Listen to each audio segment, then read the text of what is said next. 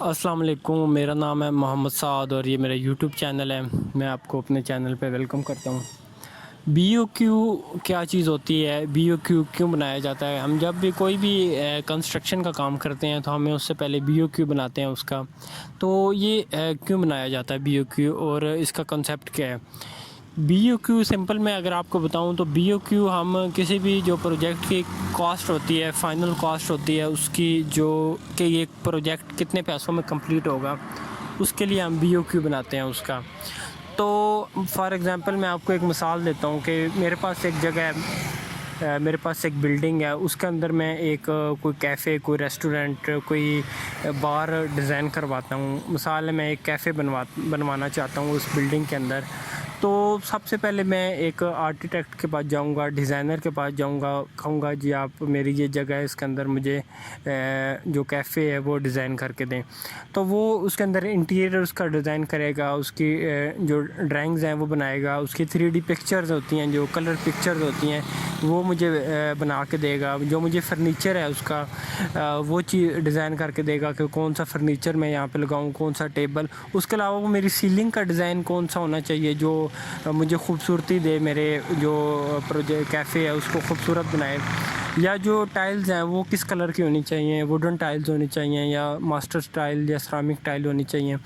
और मेरा जो काउंटर है वो कहाँ पे आना चाहिए। और इन तमाम चीज़ों को डिज़ाइन करेगा, स्पेस को डिज़ाइन करेगा। तो ये सारी चीज़ें जब टाइल, सीलिंग डिज़ाइन, ये सारा डिज़ाइन तैयार हो जाएगा तो उसके बाद मैं फ़ाइनल कर दूंगा जी ये डिज़ाइन ठीक है। ये 3Ds मैं देखूंगा, मैं इसको फ़ाइनल करूंगा कि ये जो 3Ds हैं ये ओके हैं। मैं इस नक्शे पे, इस डिज़ाइन पे अपना मैं कैफ़े बनवाना चाहता हूँ। तो अब जब सारी जो उसकी ड्राइंग्स हैं, 3Ds हैं वो तैयार हो गई तो उसके बाद अब मुझे उसका BOQ चाहिए। BOQ इसलिए मुझे चाहिए क्योंकि अब मुझे जो चीज़ है, जो मिसाल है कि जो अब वहाँ पे काम होना है उसकी एक एक आइटम वाइज मैं शुरू करूँगा। मिसाल है सबसे पहले जो जिस तरह मिसाल है कि मेरी वहाँ पे कोई चीज़ ऑलरेडी बनी हुई है, उसको मैं डीमॉलिश करवाना चाहता हूँ। तो ये मेरे पास एक आइटम हो जाएगा। सबसे पहले मैं उसकी डीमॉलिशिंग से शुरू करूँगा। मैं अपनी जो वहाँ पे एक्स्ट्रा वाल्स हैं उनको रिमूव करूँगा। तो ये मेरे पास एक आइटम है। मैं इसका लमसम जो अगर ये स्क्वायर फुट पे एक रेट लिख लूँगा। ये आपको जो BOQ है ये वो बना के देता है, जो डिज़ाइन करता है वही आपको BOQ भी बना के देता है। इसका जो आर्किटेक्ट होगा जिससे मैंने अपना कैफ़े जो डिज़ाइन करवाया है तो वही मुझे इसका BOQ भी बना के देगा। और मुझे जो जो मेरा आइटम है, जो जो चीज़ मेरी उसने मुझे ड्राइंग में दी है वो सारी आइटम वो मुझे BOQ में मेंशन करेगा। कि मिसाल है कि अगर मेरी जो उसने जो ड्राइंग में जो टाइल्स हैं वो उसने मुझे कहा जी आप वुडन टाइल्स यहाँ पे लगाएंगे, तो जो वुडन टाइल्स हैं उसकी वो मुझे स्पेसिफ़िकेशन बताएगा कि आपकी जो वुडन टाइल्स हैं वो इस कंपनी की होंगी, इस साइज़ की होंगी और ये उसका रेट है, ये उसके पैसे बनते हैं, इतनी टाइल है। तो जो रेट और क्वांटिटी भी उसमें लिखी होगी तो वो उसका BOQ बन जाएगा।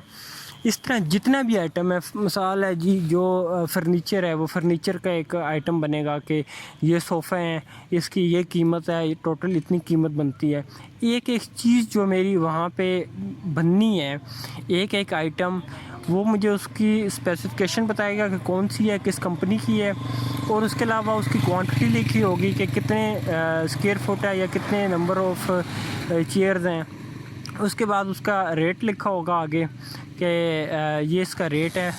इस तरह जब कंप्लीट हर आइटम को हम ले लेंगे तो उसका जब रेट भी मेरे पास आ जाएगा, मार्केट रेट, जिस तरह मैं ये सैंपल मैं आपके सामने दिखा रहा हूँ कि सबसे पहले मेरे पास जो इसकी रीइंफोर्समेंट है, डिमॉलिशिंग है, उसके अलावा मेरे पास इसकी जो क्या बोलते हैं इसको, दूसरे आइटम्स हैं, शेल्फ्स हैं, किचन कैबिनेट्स हैं, प्लम्बिंग के आइटम्स हैं। प्लम्बिंग में मेरे पास जो WC वगैरह, अब यहाँ पे आप देखें मैंने इसका ये BOQ एक फॉर एग्ज़ाम्पल मैं आपको बता रहा हूँ, जो सिविल वर्क का मेरे पास BOQ है उसमें मेरे पास सबसे पहले डिमॉलिशिंग है इसकी। उसके बाद मेरे पास इसकी जो नीचे मैं फ़र्श के नीचे PCC करूँगा वो है। इसकी मेरे पास क्वांटिटी होगी, फिर उसके बाद मेरी जो आरसीसी का अगर कहीं वर्क है वो हो जाएगा। फॉर एग्जांपल मैं बता रहा हूँ, ये सैंपल के तौर पे मैं आपको BOQ दिखा रहा हूँ। आरसीसी लेंटल अगर मैं कहीं चिनाई कर रहा हूँ, उसके ऊपर लेंटल आ रहा है, उसकी जो क्वांटिटीज़ हैं, रेट हैं, तो ये सारी चीज़ें। फिर जहाँ पे मेरा ब्रिक वर्क या ब्लॉक का काम हो रहा है तो वो उसका रेट आ जाएगा, उसकी क्वांटिटी आ जाएगी। इस तरह जब ये पूरा BOQ तैयार हो जाएगा तो मुझे जब प्लम्बिंग का आइटम, इलेक्ट्रिसिटी के पंखे, बिजली, सारे स्विच वगैरह जो भी लग रहे हैं, एक एक चीज़ का आइटम मैं लिख के, रेट लिख के, मेरे पास टोटल इसकी कॉस्ट आ जाएगी कि ये जो प्रोजेक्ट है मेरा 50 लाख रुपए में कंप्लीट होगा। जब मेरे पास ड्राइंग और BOQ तैयार हो जाती हैं तो उसके बाद मैं कॉन्ट्रैक्टर के पास जाता हूँ, जो जिस कंपनी को मैंने उसका ठेका देना है। ये जो कॉन्ट्रैक्टर होगा, जो ठेकेदार होगा, उसको मैं ड्राइंग दूंगा और BOQ दूंगा कि ये BOQ है, ये इसकी ड्राइंग्स हैं। अब वो ड्राइंग्स देखेगा, BOQ देखेगा, BOQ में जो क्वांटिटीज़ लिखी हुई हैं जी, वो देखेगा जी। जो टाइल का काम है वो 1000 स्क्वायर फुट है।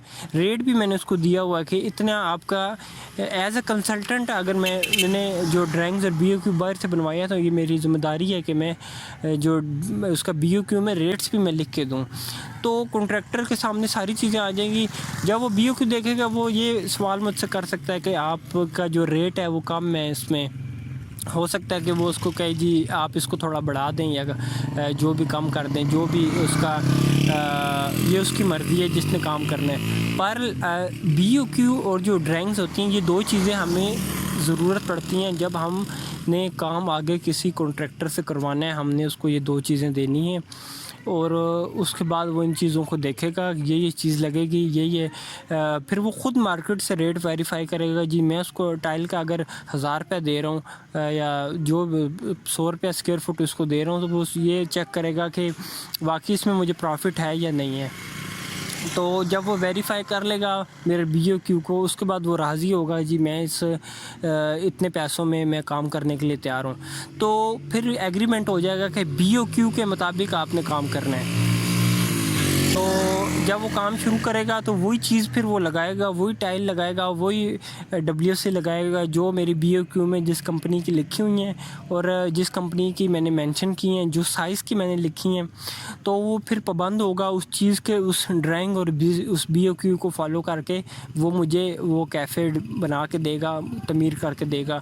तो ये हमारा एक तरह से एग्रीमेंट के तौर पे इस्तेमाल होता है BOQ। और ये हमारे पास हमें स्पेसिफिकेशन बताता है कौन सी चीज़ है, क्या लगनी है और कितनी क्वांटिटी में लगनी है।